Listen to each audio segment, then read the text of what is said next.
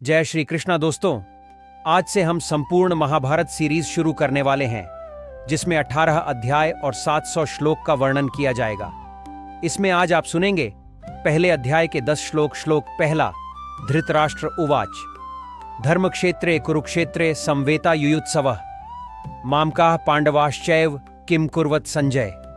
धृतराष्ट्र ने कहा, हे संजय, कुरुक्षेत्र की पवित्र भूमि पर युद्ध करने की इच्छा से एकत्र होने के पश्चात मेरे और पांडुपुत्रों ने क्या किया। राजा धृतराष्ट्र जन्म से नेत्रहीन होने के अतिरिक्त आध्यात्मिक ज्ञान से भी वंचित था। अपने पुत्रों के प्रति अत्यधिक मोह के कारण वह सत्यनिष्ठ से हट चुका था और पांडवों के न्यायप्रिय स्वभाव को जानते हुए भी अपने पुत्रों का पक्षपाती बना हुआ था। भगवान श्री कृष्ण के प्रति पांडवों का जो श्रद्धा भाव था, उससे धृतराष्ट्र का मोह और भी बढ़ गया था। जब युद्ध के निश्चित हो जाने पर संजय को ईश्वरीय दृष्टि प्राप्त हुई, तब धृतराष्ट्र ने उससे सबसे पहले यही पूछा कि मेरे पुत्र और पांडुपुत्र धर्मभूमि कुरुक्षेत्र में क्या कर रहे हैं। धर्मक्षेत्र शब्द का प्रयोग करते ही उसके आशंका का पता चलता है। कुरुक्षेत्र पवित्र भूमि थी। शास्त्रों में ब्राह्मणों ने इस स्थान को देवयज्ञ भूमि के रूप में वर्णित किया है। इसका अर्थ है कुरुक्षेत्र देवताओं की तपोभूमि है।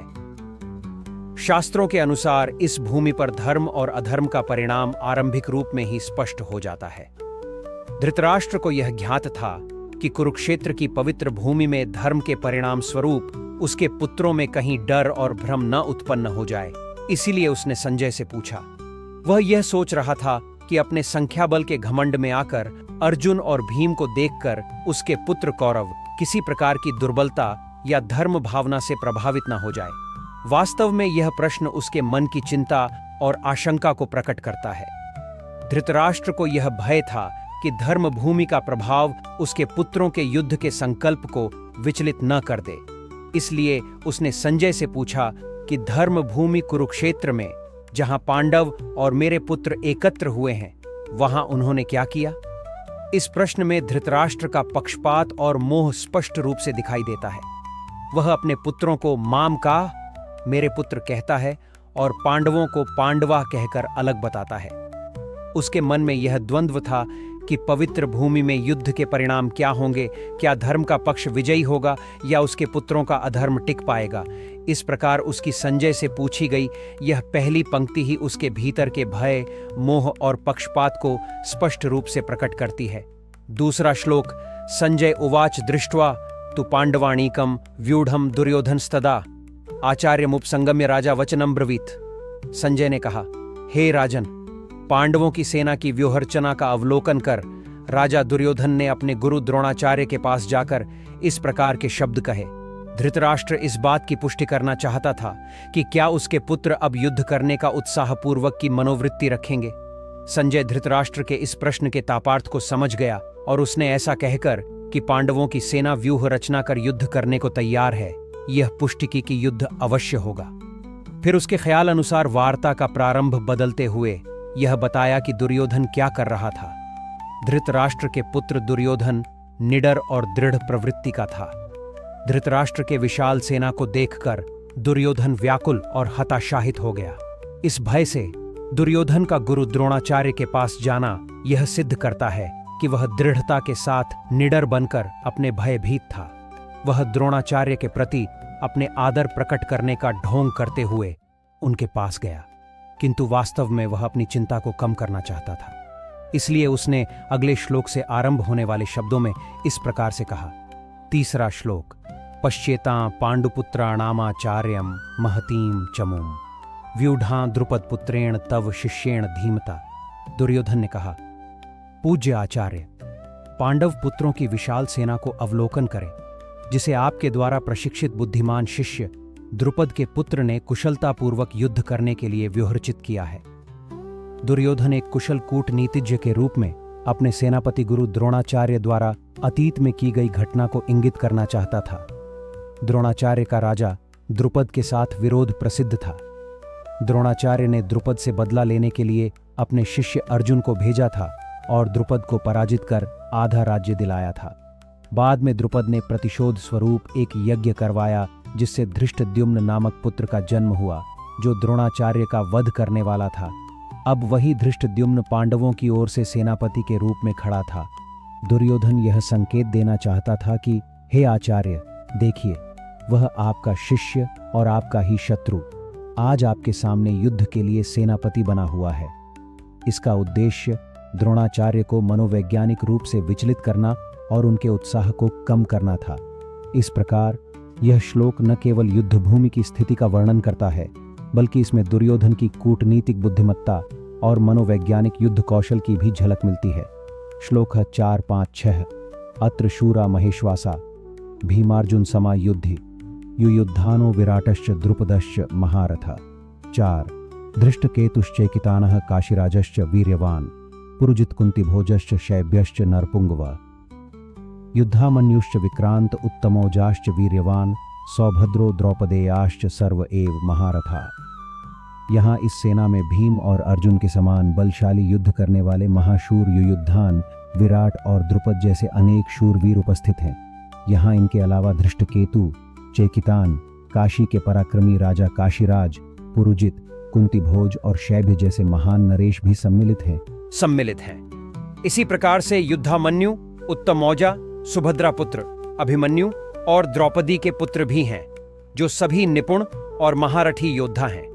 अपने समय के संकट को देखकर दुर्योधन को पांडवों तथा उनके साथियों की अपार शक्ति का अनुभव होता है।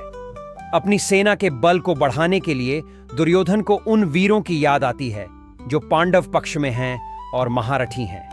भीम और अर्जुन के समान बलशाली योद्धाओं के साथ युद्ध करना कितना कठिन होगा, इसका स्मरण करते हुए दुर्योधन ने द्रोणाचार्य के समक्ष ऐसे ऐसे महारथियों का वर्णन किया। उसने यह बताने की कोशिश की कि पांडवों की सेना बलशाली है, इसलिए हमें युद्ध में पूर्ण प्रयास करना चाहिए। 7वां श्लोक अस्माकं तु विशिष्टा ये तान्निबोध द्विजोत्तम नायका मम सैन्यस्य संझार्थम तान ब्रवीमिते हे ब्राह्मण श्रेष्ठ। हमारे पक्ष की ओर के उन सेना नायकों के संबंध में भी सुनिए जो सेना को संचालित करने में विशेष रूप से निपुण हैं। अब मैं आपके समक्ष उनका वर्णन करता हूं। यहाँ कौरव सेना के प्रधान सेनापति द्रोणाचार्य को दुर्योधन ने द्विजोत्तम, द्विजों में श्रेष्ठ या ब्राह्मणों में सर्वोत्तम कहकर संबोधित किया। इस प्रकार दुर्योधन अपने गुरु को सम्मानपूर्वक संबोधित करता है। द्रोणाचार्य वृत्ति से योद्धा नहीं थे, वे सैन्य शिक्षा के आचार्य थे। एक कर्तव्यनिष्ठ गुरु के रूप में वे सभी राजकुमारों को समान रूप से शिक्षित करते थे।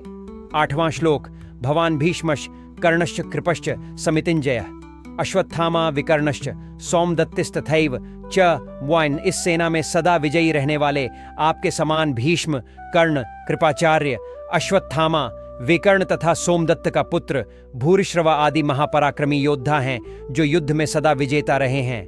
9वां श्लोक अन्ये च बहवः शूरा मदर्थम त्यक्त जीविता नाना शस्त्र प्रहरणा सर्वे युद्ध विशारदा। यहाँ हमारे पक्ष में अन्य अनेक महायोद्धा भी हैं जो मेरे लिए अपने जीवन का बलिदान करने के लिए तत्पर हैं। वे युद्ध कौशल में पूर्णतया निपुण और विविध प्रकार के शस्त्रों से सुसज्जित हैं। 10वां श्लोक अपार्यंतम तदस्माकं बलम भीमा रक्षितम पार्यंतम तु इदम एतेषां बलम भीमा रक्षितम। हमारी शक्ति असीमित है और हम सब महान सेनानायक भीष्म पितामह के नेतृत्व में पूरी तरह से संरक्षित हैं, जबकि पांडवों की सेना की शक्ति भीम द्वारा भली भांति रक्षित होने के पश्चात भी सीमित है। दुर्योधन के आत्म प्रशंसा करने वाले ये शब्द मिथ्याभिमान करने वाले मनुष्यों की वाणी हेतु उपयुक्त जैसे हैं। जब उन्हें अपना अनिष्ट निकट दिखाई देता है, तब भविष्य का आकलन करने के पश्चात आत्म प्रशंसा करने वाले व्यक्ति अभिमान पूर्वक मिथ्या गर्व करने लगते हैं। अपने भविष्य के प्रति अनर्थकारी व्यंग्योक्तियां दुर्योधन के कथन में तब अभिव्यक्त हुई जब उसने कहा कि भीष्म पितामह द्वारा संरक्षित उसकी शक्ति असीमित थी। भीष्म पितामह कौरव सेना के प्रधान सेनापति थे। उन्हें इच्छा मृत्यु और अपनी मृत्यु का समय निश्चित करने का वरदान प्राप्त था, जिससे वह वास्तव में अजेय कहलाते थे। पांडव पक्ष की सेना भीम के संरक्षण में थी, जो दुर्योधन का जन्मजात शत्रु था। इसलिए दुर्योधन ने भीम के साथ भी की गई तुलना की। वह भीष्म की शक्ति और पांडवों के नायक भीम की शक्ति की तुलना की और कहा कि भीष्म के पितामह के नेतृत्व में कौरवों की शक्ति असीमित है। वास्तव में दुर्योधन यह भली भांति जानता था कि पांडवों के प्रति कौरवों का अन्याय, जिनके प्रति भगवान श्री कृष्ण की तन्यता थी, उन्हें नष्ट करने में समर्थ है। वह यह भी जानता था कि इस धर्म युद्ध में भगवान श्री कृष्ण पांडवों की ओर से उपस्थित थे और संसार की कोई भी शक्ति अधर्म का पक्ष लेने वालों को विजय नहीं दिला सकती। इसलिए भीष्म पितामह ने अपने नैतिक उत्तरदायित्व का पालन करने और हस्तिनापुर एवं कौरवों के हित की रक्षा हेतु पांडवों के विरुद्ध युद्ध करने का निर्णय लिया। यह निर्णय भीष्म पितामह के व्यक्तित्व के विचित्र लक्षण को रेखांकित करता है। आप हमारे वीडियो को यहां तक देख रहे हैं तो हमारे चैनल ज्ञान ज्योति पथ को जरूर सब्सक्राइब करें। जय श्री कृष्णा।